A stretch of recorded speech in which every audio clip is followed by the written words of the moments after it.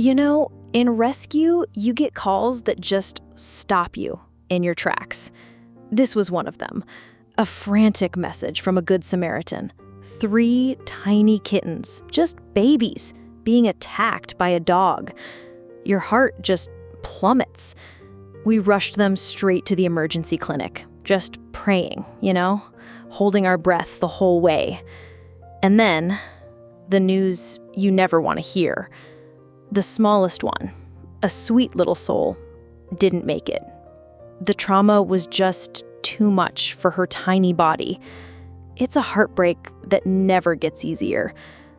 But in the middle of that loss, there was a glimmer of hope. Her brother and sister, they were okay. Scared, but physically unharmed.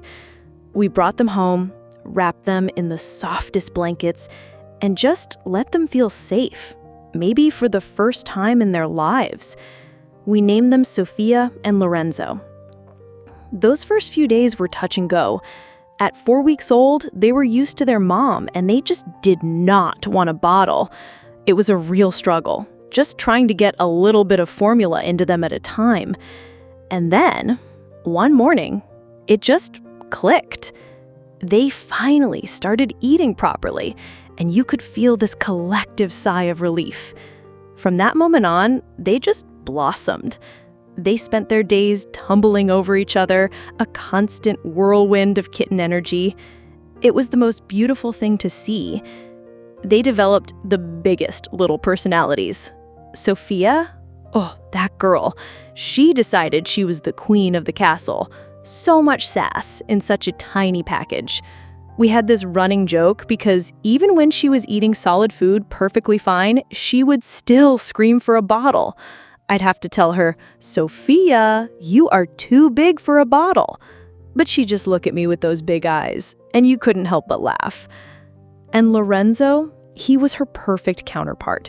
A little more laid back, a total sweetheart with these amazing markings that looked just like a little giraffe. He was a champion lounger. One evening, we had a baseball game on TV, and he was just mesmerized, staring at the screen, head tilting. We were convinced we had a future baseball fan on our hands. He was just this goofy, loving little guy. Watching them go from these terrified, fragile survivors to these confident, playful, incredible little beings, that's the magic of fostering. That's why we do this.